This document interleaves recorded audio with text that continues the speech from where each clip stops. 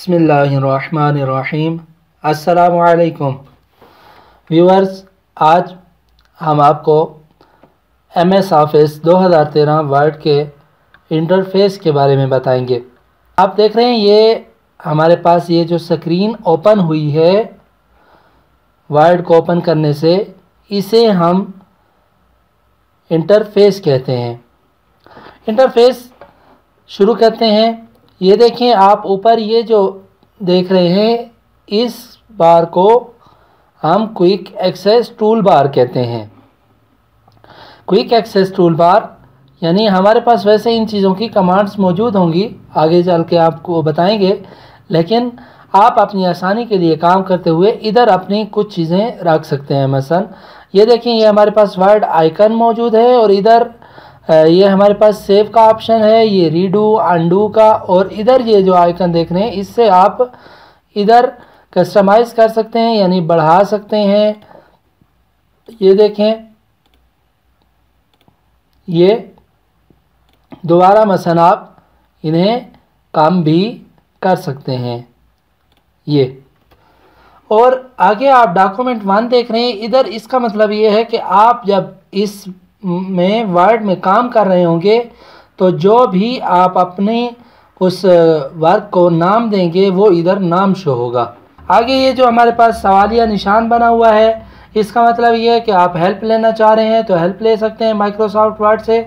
और ये जो आप देख रहे हैं इससे मतलब ये है कि हम इधर ये मौजूद हमारे पास ये जो रिबन है मेन मेन्यू के नीचे, ये हमारे पास मेन मेन्यू है और ये रिबन को हम हाइड कर सकते हैं। मसलन कुल्लन भी हाइड कर सकते हैं। ये देखें, जब हम इधर मसलन वर्क कर रहे होंगे तो हम क्या कर सकते हैं, इसे हाइड कर सकते हैं। दोबारा इसे लाने का तरीका ये है कि हम ऊपर इधर जब डबल क्लिक करेंगे तो ये वापस आ जाएगा और दोबारा हम वर्क करेंगे तो ये गायब हो जाएगा। और जब इसे मुस्तकिल रखना है अपने पास तो क्या करेंगे, हम इधर जाकर हम इसे मसलन सिर्फ हमें टैब्स चाहिए तो हम टैब्स रख सकते हैं, या मसलन हमें दोनों चाहिए टैब एंड रिबन, तो इस तरह। आगे ये मिनिमाइज का ऑप्शन है, ये रिस्टोर कर सकते हैं। मसलन ये देखें, आप अपनी स्क्रीन पर मसलन एक ख़ास जगह पर इसे रख कर वर्क कर सकते हैं। ये क्लोज करने का ऑप्शन है, इसे क्लोज कर सकते हैं। ये साइन इन का ऑप्शन है, यानी आप अपनी हॉटमेल आईडी से इसमें साइन इन होकर आप अपनी डॉक्यूमेंट्स को ऑनलाइन सेव कर सकते हैं। यह हमारे पास स्क्रॉल बार है, इसके ज़रिए से हम अपने वर्क एरिया को ऊपर और नीचे की तरफ से देख सकते हैं। यह हमारे पास वर्क एरिया है। ये जो पेज आप देख रहे हैं इसे मैं जूम इन करता हूँ, ये देखें, ये हमारे पास वर्क एरिया है। खूब, ये हमारे पास मेन मेन्यू है, इसमें हर एक को टैब कहा जाता है। ये होम टैब है, इंसर्ट टैब है, डिज़ाइन टैब है, वगैरह वगैरह। इसमें हर एक में उसके मुताल्लिक कुछ प्रॉपर्टीज़ होगी जिसमें हम आगे चलकर मुफस्सल काम करेंगे। ये हर टैब के अंदर प्रॉपर्टीज़ जो होती है, इस चीज़ को इन दो लाइनों के दरमियान इस चीज़ को रिबन कहा जाता है। और इधर जो हमारे पास ये चीज़ मौजूद है इसे हम स्टेटस बार कहते हैं। स्टेटस बार का मतलब ये है कि मसलन ये आपको आपकी वर्क की मालूमात देगा। ये देखें, मैं ज़रा दूसरे तीसरे पेज पे चला जाता हूँ।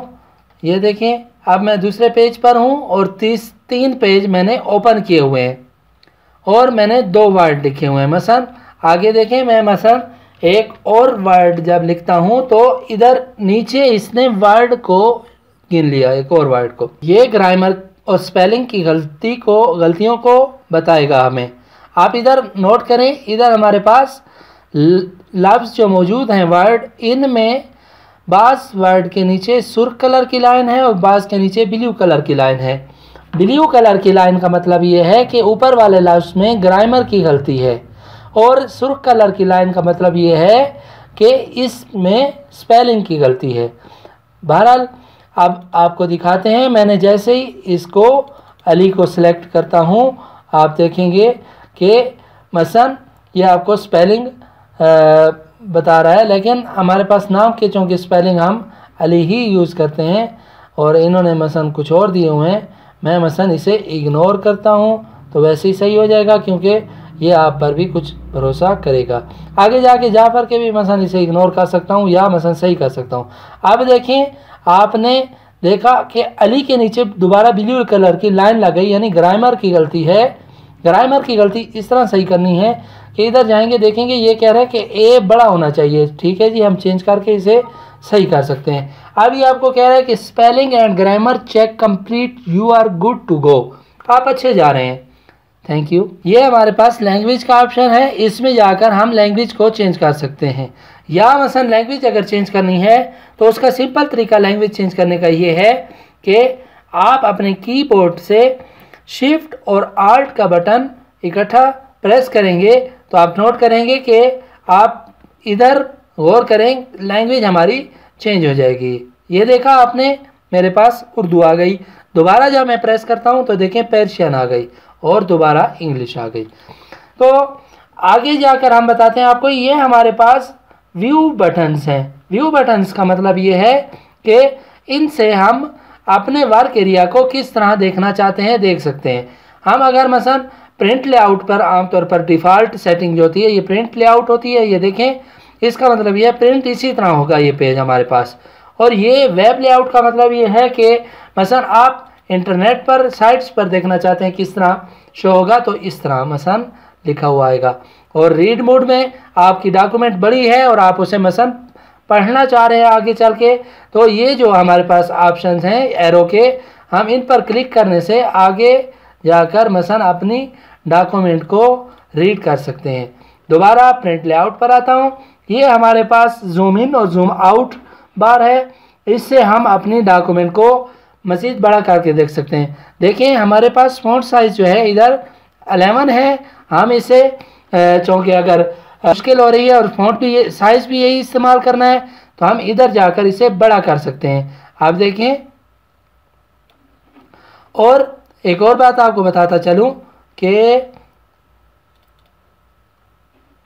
एक और बात, हमारे पास बाद औक़ात ये रूलर ओपन होता है हमारी आसानी के लिए। आप देखें, मैंने जैसे ये रूलर यानी फुट ओपन किया है तो इससे हम अपने वर्क एरिया को देख सकते हैं। यानी ये जो एरिया है ग्रे जहाँ कलर हुआ है, इस ग्रे कलर के नीचे और इधर सामने ग्रे कलर के वर्क हम नहीं कर सकते। ठीक है, इंशाअल्लाह मुलाकात करते हैं MS वर्ड 2013 के तीसरे लेक्चर में। तब तक के लिए अल्लाह हाफिज़।